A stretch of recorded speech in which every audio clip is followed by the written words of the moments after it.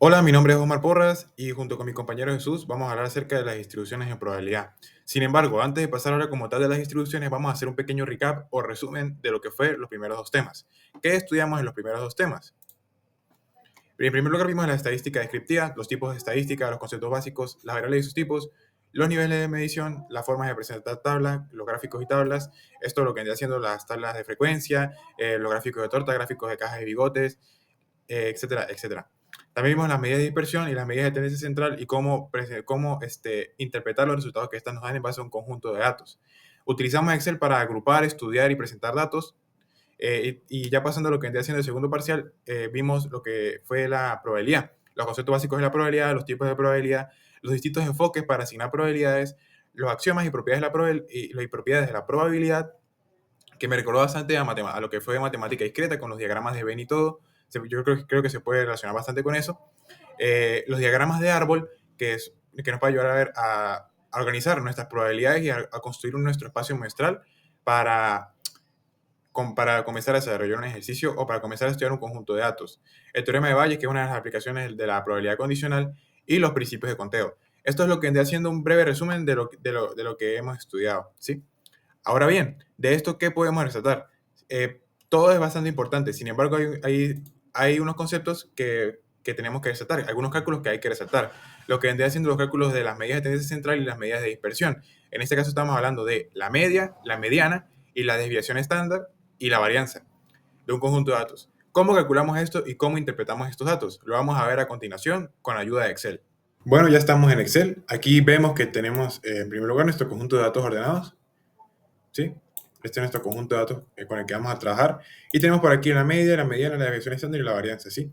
Ahora, ¿cómo calculo todo esto en Excel? Excel ya tiene todas estas fórmulas integradas. Yo lo único que tengo que hacer es sencillamente, por ejemplo, yo quiero volver a calcular la media, presiono igual, promedio, que es la media, y selecciono mi conjunto de datos.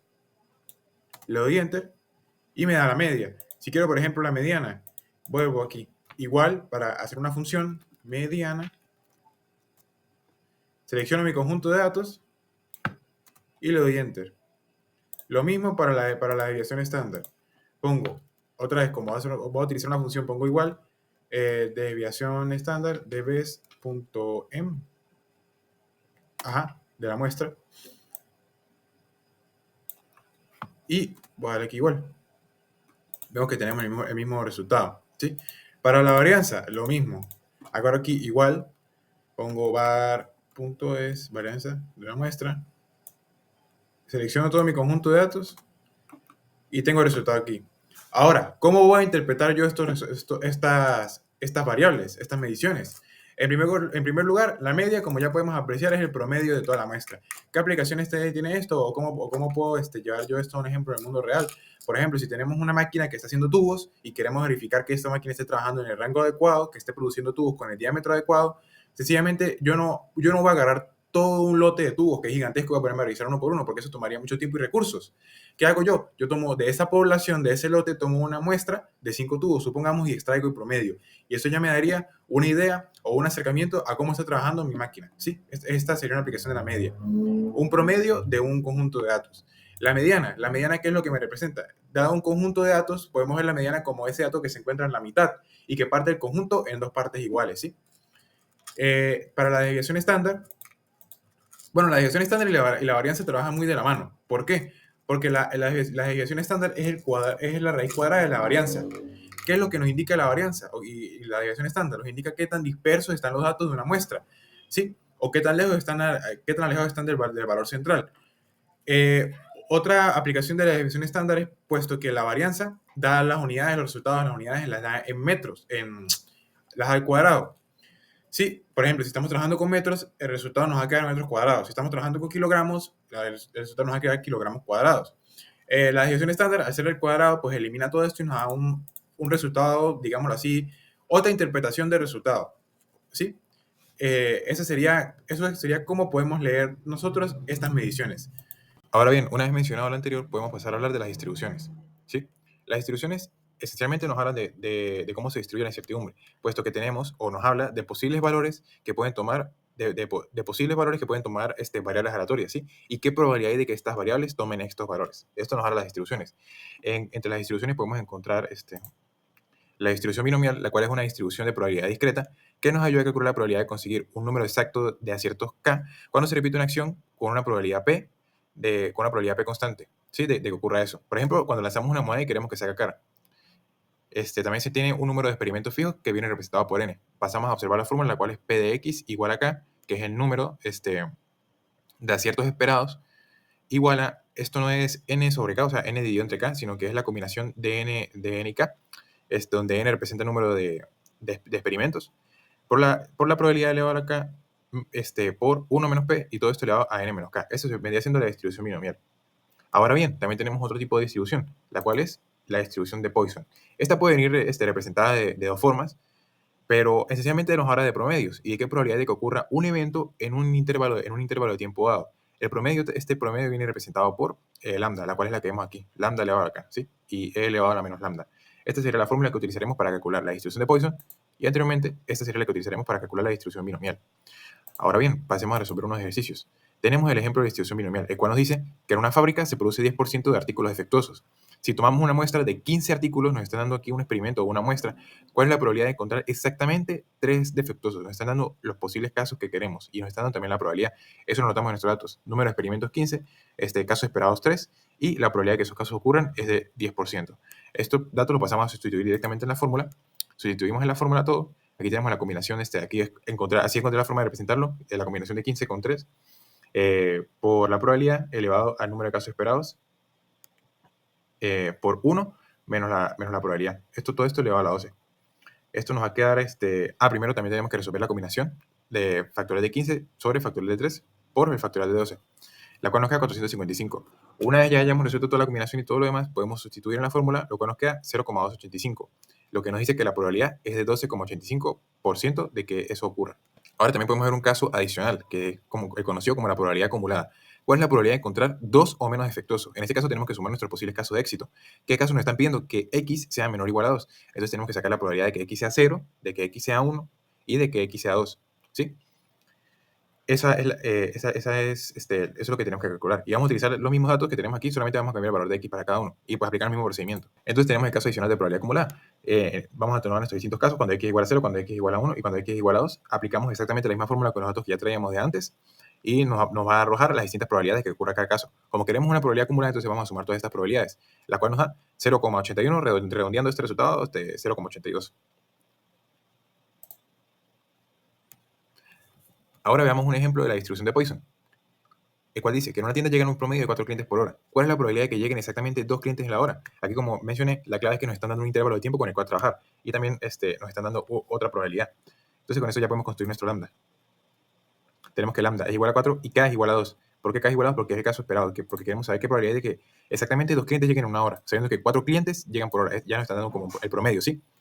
Entonces lo que hacemos es sustituir en la ecuación, cuando x es igual a 2, sustituimos los valores. Tenemos que e elevado a la menos lambda por lambda elevado a la k, y todo esto dividido entre el factorial de k, que es 2. Resolvemos todo esto y nos queda que la probabilidad es de 14,64% de que exactamente 2 clientes lleguen en una hora. Ahora bien, como igual que en el caso anterior, tenemos un caso de probabilidad acumulada. ¿Sí? ¿Qué nos dice este caso? La probabilidad de que lleguen menos de 3 clientes. Nos están dando otra probabilidad. Tenemos que calcular cuando x sea menor a 3. O sea, que puede ser que x sea igual a 0, que x sea igual a 1 o que x sea igual a 2. En este caso no es menos igual porque no lo menciona, es menos. Entonces, lo que hacemos es ya sustituir en la fórmula y trabajamos los mismos datos, solamente lo único que vamos a cambiar es el valor de x. Y obtenemos estos resultados. Cuando x vale 2 ya lo obtuvimos anteriormente. Entonces, lo que hacemos es ya, dentro de la fórmula sumamos nuestras probabilidades acumuladas y nos queda como resultado que la probabilidad acumulada la probabilidad de que lleguen menos de 3 clientes es de 23,79%. Gracias. Mi nombre es Jesús Zambrano y ahora, continuando con el tema, les voy a hablar acerca de la distribución normal estándar, que es una de las distribuciones más importantes dentro de la estadística. La distribución normal describe variables continuas que tienden a agruparse alrededor de un valor central, como la estatura, el peso o los resultados de un examen. Tiene forma de campana y es simétrica, y además su media, su mediana y su moda coinciden. Matemáticamente la podemos representar como que x se distribuye normalmente con una media mu y una desviación estándar sigma. Cuando transformamos cualquier variable normal a una variable que tiene media cero y desviación estándar 1, obtenemos la llamada distribución normal estándar, que representamos por la letra x. El cambio lo hacemos con la fórmula z igual a x menos la media sobre la desviación estándar. Con dicha transformación podemos usar una sola tabla universal, que conocemos como la tabla z o la tabla normal, para encontrar probabilidades. Dicha tabla nos da el área o la probabilidad acumulada desde la izquierda hasta un valor z en específico. Como podemos observar aquí, las entradas que aparecen en la tabla dan el área bajo la curva y a la izquierda el valor de z. Por ejemplo, para cuando z valga 1,25, la probabilidad acumulada va a ser de 0,8944, lo cual va a significar que la probabilidad de que una observación esté por debajo de ese valor es del 89,44%. Vamos a explicar más detalladamente con un ejemplo. Vamos a suponer que una variable x representa las calificaciones de un examen, con una media de 100 y una desviación estándar de 15. Queremos saber la probabilidad de que un estudiante obtenga menos de 120 puntos. Aplicando la fórmula de z igual a x menos la media entre la desviación estándar, nos va a dar como resultado que z va a ser igual a 1,33. Procedemos entonces a buscar z igual a 1,33 en la tabla y nos encontramos con un valor de 0,9082. En tal sentido, la probabilidad de que un estudiante obtenga una nota menor a 120 es de 0,9082, o sea, 90,82%. De esta manera, la distribución normal estándar nos va a permitir transformar valores a z y calcular fácilmente las probabilidades usando la tabla. Pasemos ahora a otra distribución continua que está bien muy utilizada, como lo es la distribución chi cuadrado, que podemos representar con el símbolo o la letra griega chi o i cuadrado. Esta es una distribución que podemos usar principalmente en pruebas de independencia o de bondad de ajuste, y también en el cálculo de intervalos de confianza para la varianza. Tiene un parámetro que podemos llamar grados de libertad, que generalmente podemos denotar con GL. En este caso, utilizamos la tabla chi cuadrado, que nos va a ayudar entonces a encontrar el valor crítico. Vamos a explicar esto con un ejemplo. Si decidimos realizar una prueba con 9 grados de libertad y un nivel de significancia del 5% o 0,05, entonces el valor crítico de chi cuadrado, según la tabla, va a ser aproximadamente 16,92, como lo podemos ver aquí.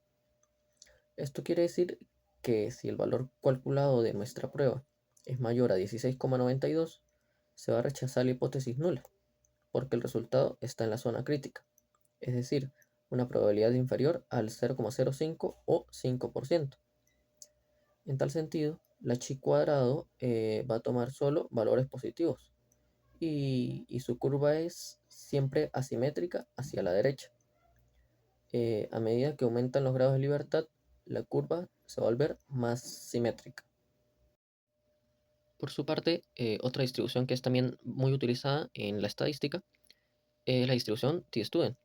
Esta distribución la podemos usar cuando el tamaño de la muestra es pequeño, por ejemplo, de menos de 30 datos, y cuando además no conocemos la varianza poblacional.